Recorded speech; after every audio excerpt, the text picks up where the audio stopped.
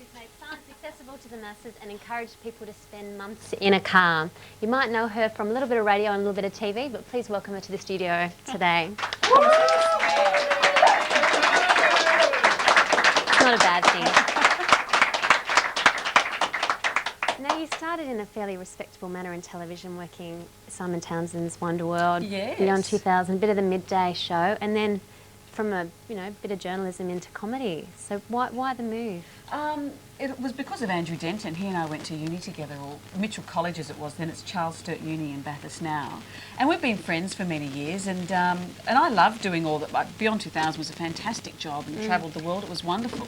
But then I finished Beyond 2000 and wanted to spend a bit more time at home. And I thought, well, what do I do now? And I don't think television really knew what to do with me. This was the beginning of the home renovation shows and things, and I thought, I don't want to go from working on a great show like Beyond 2000 to stitching cushions and sewing on buttons. Bit of applique. Yeah, absolutely. So Andrew was the one that said, look, why don't we show people that you've got a sense of humour? And he was starting his new show. It was called The Denton Show on Channel 7, and he said, why don't you come along and do this? And it's so rare in television to change ladders in a way. You sort of get on a ladder and off you go. And I was just so excited to have this lateral door open, and off I went, a little tangent. So it was great.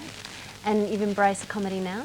I think I probably have. It's given me a whole different career, but I'm glad I did the other first, because I think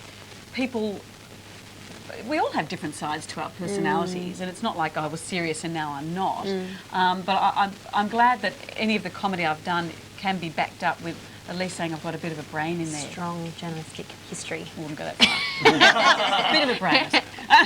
But you do come across, you've revealed a lot of personal things about yourself, particularly on radio after you had your first child, a bit of a live cross, and also reading excerpts from your diary. Oh, my teenage diary. So have you ever felt like you've given away too much? No, I've always been very careful as to where I drew the line. But the nature of breakfast radio, and the great thing about breakfast radio is it is your life on the line. You don't really have much time, or I didn't, to put the filter on between what I was thinking and what I was saying. And if you're asking listeners to share their lives with you, which we did every day, tell us a story about your wedding, tell us whatever, I thought it was only fair to share my life too. But having said that, I never shared anything I didn't want shared. I wasn't irresponsible with myself, if you know what I mean. But to this day, people come up to me and say, I love that you shared your diary, or I love that you're on the phone the day your baby was born.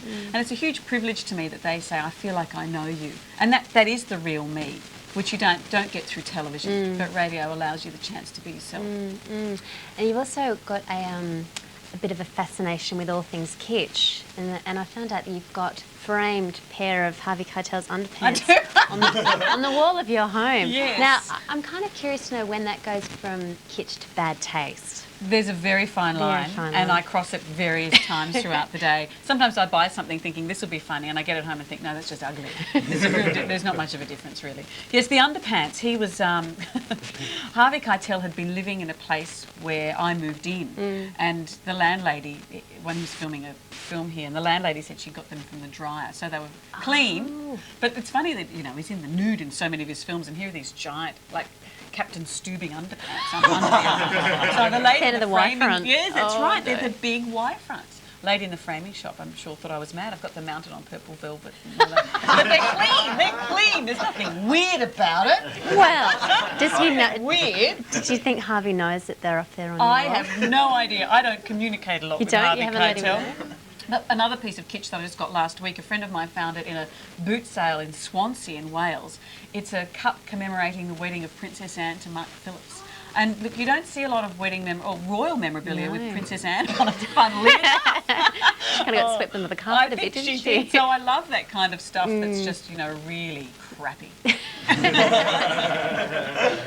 Now, you're currently the face of Mondo Thingo on the ABC, where you kind of discuss a whole gamut of popular culture. What's the strangest thing that you've come across in this program? Oh, look, my favourite thing, I think, is probably a website that takes all these teenage, well, it's, you know, lots of blokes seem to like taking porno photos of themselves and putting them on the internet. Oh. Well, this website has taken the blokes out of it and just does a critique of the furnishings in the room, which is fantastic. You know, these blokes are sitting there like that, and once you take them out, you see, hang on, there's fluffy toys in the corner and there's a laundry basket, and why are there tiles on the floor? Well, there's framed underpants on the wall. Yeah, what kind of weirdo would have that?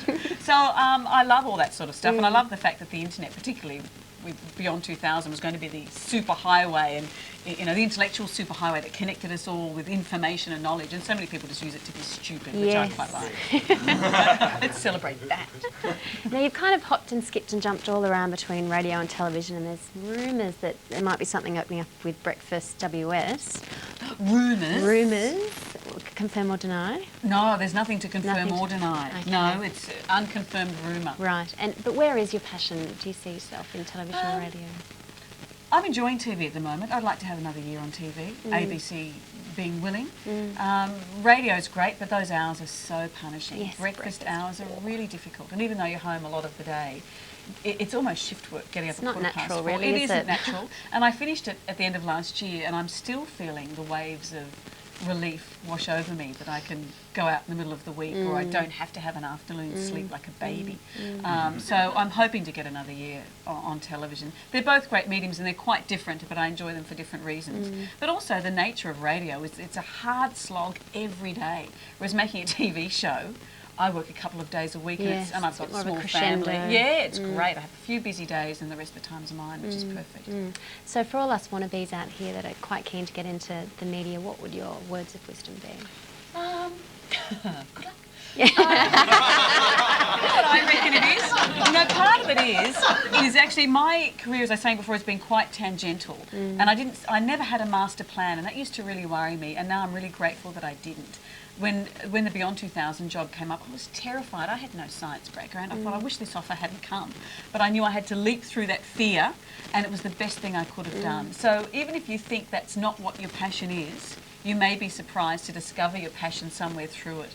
But and storytelling is the same, whether it's about a financial situation, a science situation, a romantic situation. You hone your skills on every job you've got, and sometimes you discover that the ride is far more exciting going somewhere where you weren't expecting. Just hold on tight. Yes. And learn the English language like I. Yeah. Well, thank you so much for coming into Chaos. My pleasure. Amanda.